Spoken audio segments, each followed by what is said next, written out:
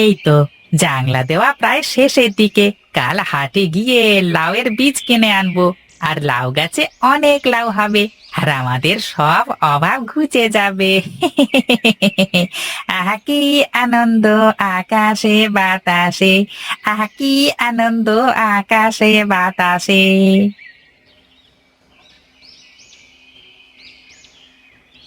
কিরে গণেশ, কি করিস কি?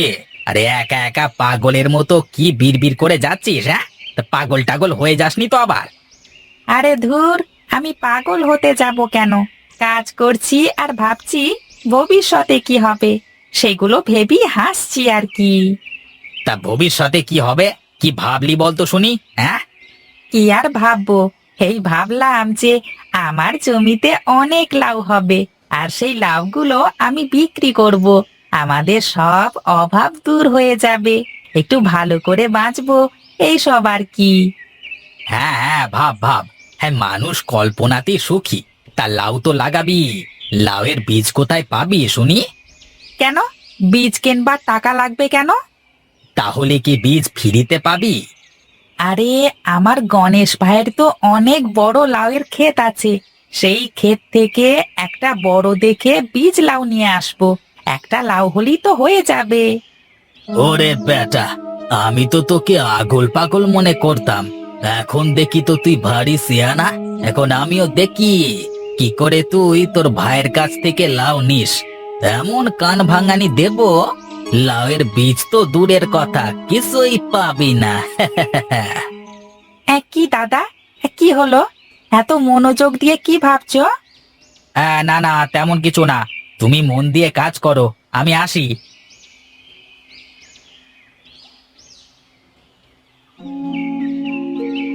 না, লাউ গাছের অবস্থা খারাপ।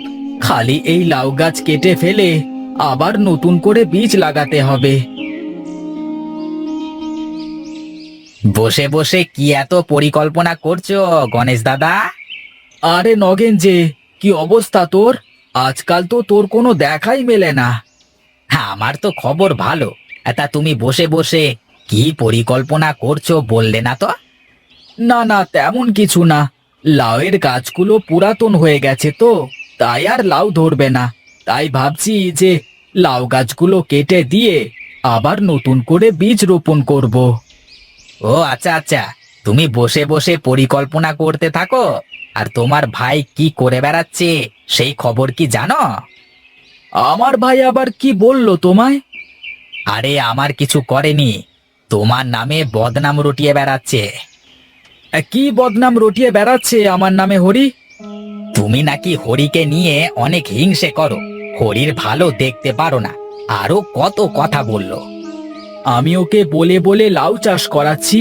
আমি ওর জন্য ভালো দেখে লাউয়ের বীজ খুঁজে রেখেছি, আর ও কিনা আমার সম্বন্ধে এসব কথা বলে বেড়াচ্ছে।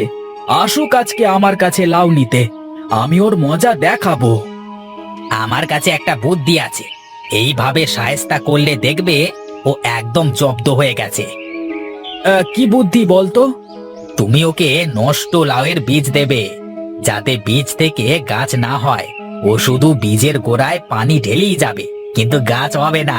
তাহলে বেটা মজা টের পাবে।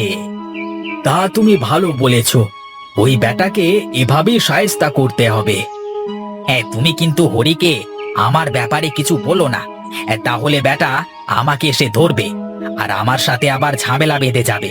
আমি তোমার ভালো চাই দেখেই বলে গেলাম, বুঝলে? আচ্ছা ঠিক আছে, তুমি কোনো চিন্তা করো না। নিঃসন্দেহে বাড়ি চলে যাও। আমি আমার মতো ওই বেটাকে শায়েস্তা করেই ছাড়বো।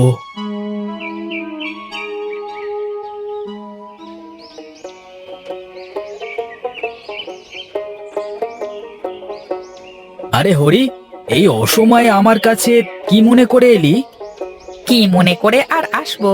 তোমার কথা মতো তো মাঠে লাউয়ের জাংলা দিয়ে এলাম। এখন তুমি বীজগুলো দিলে, লাউয়ের বীজগুলো মাঠে লাগিয়ে দিতে পারতাম। তোমার জন্য তো আমি ভালো ভালো লাউয়ের বীজ রেখে দিয়েছি।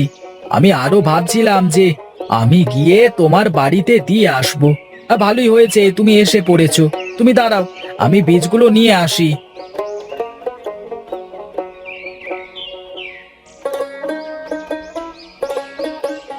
এই নাও ভাই, তোমার বীজ। হ্যাঁ, কিন্তু দাদা, লাউ দেখে এরকম পচা পচা মনে হচ্ছে কেন? এই লাউয়ের বীজ থেকে কি গাছ হবে? হবে না মানে? সোনার লাউ হবে। তুই একবার নিয়ে গিয়ে লাগিয়ে দেখ, তারপরই বুঝতে পারবি। তাই নাকি? সোনার লাউ ধরবে গাছে? তাহলে তো খুব ভালো হবে। সোনার লাউ বিক্রি করে রাতারাতি বড় লোক হয়ে যাব। আচ্ছা ভাই, আমি এখন আসি, কেমন? আচ্ছা ঠিক আছে, যা যা।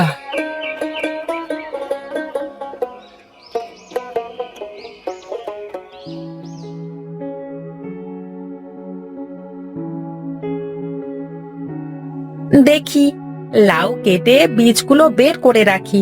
কাল সকালবেলায় গিয়ে বীজগুলো জমিতে লাগিয়ে রেখে আসবো। আরে এ কি, লাউয়ের বীজগুলো এমন হলুদ হলুদ দেখাচ্ছে কেন? ও, বুঝতে পেরেছি।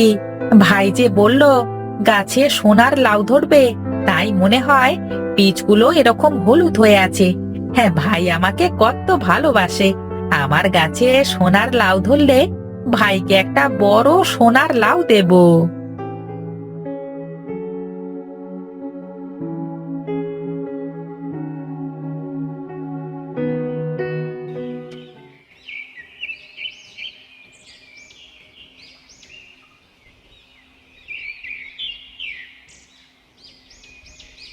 আরে গণেশ ভাই, চললে কোথায়? এই দাঁড়াও দাঁড়াও, একটু কথা আছে। হ্যাঁ দাদা, বলো, কি হয়েছে বলো। চলো, যেতে যেতে বলি, পথ ফুরাবে, গল্পটাও শেষ হবে। বেশ বেশ, তাই চলো তবে। তা তোমার ওই বজ্জাত ভাইটাকে কি লাউয়ের বীজ দিয়েছ? হ্যাঁ, দিয়েছি দিয়েছি, তবে পচা বীজ। ও এমনিতে বীজ দেখে কিছু বুঝতে পারবে না, কিন্তু ওই বীজ লাগালে ওই বীজ থেকে জীবনেও লাউ ধরবে না। হ্যাঁ ঠিক আছে, বজ্জাত লোক একটা। সবাই ওকে ভাবে যে ও একটা বোকা, কিন্তু ওই বেটা আস্ত একটা ফাজিল। তোমার মতো একটা ভালো মানুষের নামে ওইসব রটিয়ে বেড়ায়, আবার বলে বেড়ায় লাউ চাষ করে তোমার থেকে ধনী হয়ে যাবে, বুঝেছ? ওর স্বপ্ন সারা জীবন স্বপ্নই থেকে যাবে। আমি ওকে আমার উপরে কিছুতেই উঠতে দেব না। ঠিকই আছে, ওই বেটার সাথে এমনটাই হওয়া উচিত। কিন্তু তুমি খেয়াল রেখো, ও যদি বুঝতে পারে তুমি ইচ্ছে করে এসব করেছো, বা আমি তোমাকে এসব কথা বলেছি, তাহলে কিন্তু রামু বুঝতে পেরে যাবে, আর বদলা নেওয়া হবে না। তুমি কোনো চিন্তা করো না, আমি সব সামলে নেব।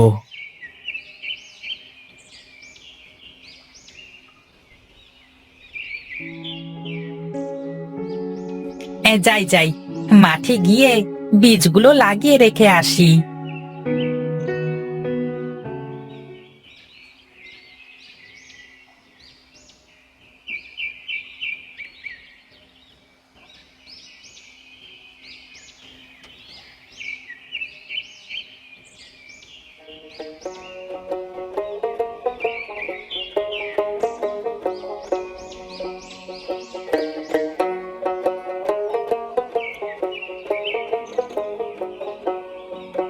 ওহ বাবারে, বসে থাকতে থাকতে মাজাটা একদম লেগে গেছে। যাই, জমিতে একটু পানি দিয়ে বাড়ি চলে যাই।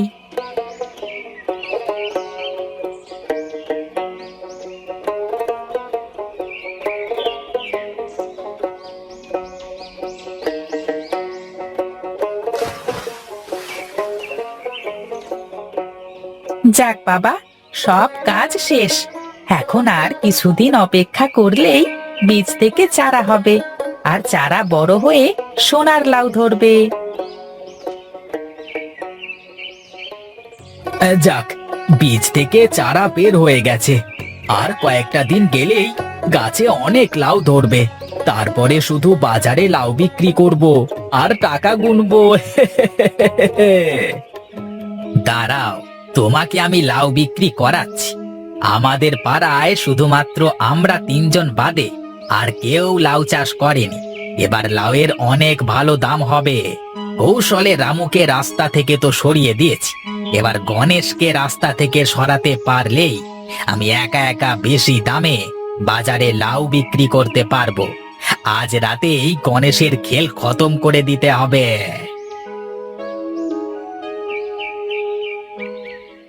গণেশ ভাই, তুমি আর নগেন তো আমার পরে বীজ লাগিয়েছো, কিন্তু আমার জমিতে এখনো তো চারা গজালো না। আর তোমার জমিতে চারা কিভাবে গজিয়েছে? আরে আরে কোথাও রামু বুঝে ফেলেনি তো যে আমি ওকে খারাপ চারা দিয়েছি। দেখি দেখি বেটাকে একটু বাজিয়ে দেখি, তাহলেই বোঝা যাবে ওই বেটা আমার কথা বুঝেছে কিনা। কি হলো ভাই, কথা বলছো না কেন? কি কথা বলবো, তোমার গাছে সোনার লাউ ধরবে তো, তাই চারাগুলো বেরোতে এত দেরি করছে। তুমি বাড়িতে যাও, কদিনের মধ্যেই দেখবে তোমার জমিতে লাউয়ের চারা বের হয়েছে।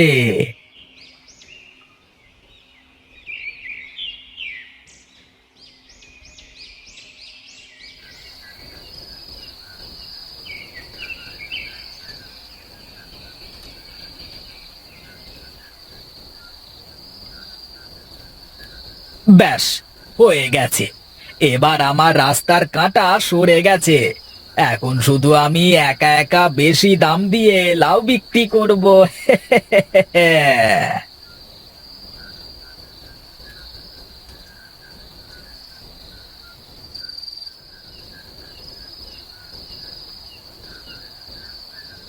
এ কি কি কে এমন সর্বনেশে কাজ করলো? আমার জমির সব চারা উপড়ে ফেলেছে। এখন আমার কি হবে?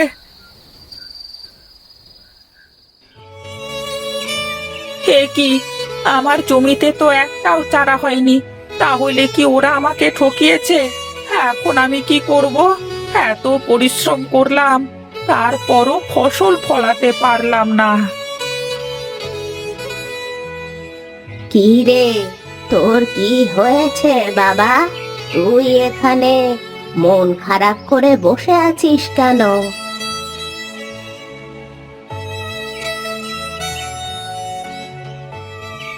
ও, এই ব্যাপার। তুই কোনো চিন্তা করিস না রে বাবা।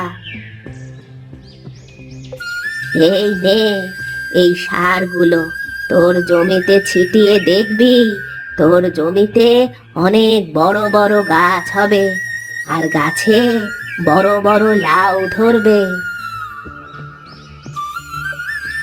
তুমি কি সত্যি বলছো বুড়িমা?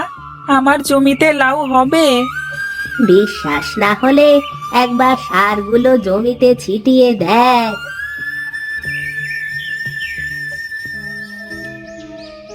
যতই সার দাও না কেন, কোনো কাজ হবে না।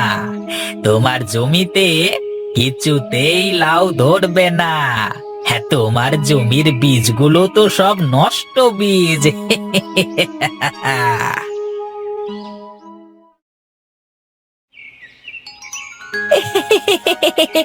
আমার জমিতে কত লাউ ধরেছে।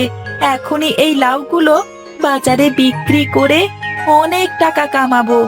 আমার সব অভাব দূর হয়ে যাবে।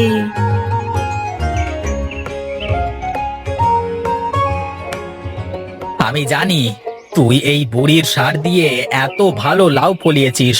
আমাকেও দে এই সার, আমারও চাই। কিন্তু আমি তো সব সার জমিতে দিয়ে দিয়েছি, আমার কাছে তো আর সার নেই। তোমাকে আমি কোথা থেকে দেব? তুই আমাকে সার না দিলে আমি সবাইকে বলে দেব যে তুই তোর জমিতে জাদু করে লাউ চাষ করেছিস। তোমার যা ইচ্ছে করো, কেউ তোমার কথা বিশ্বাস করবে না।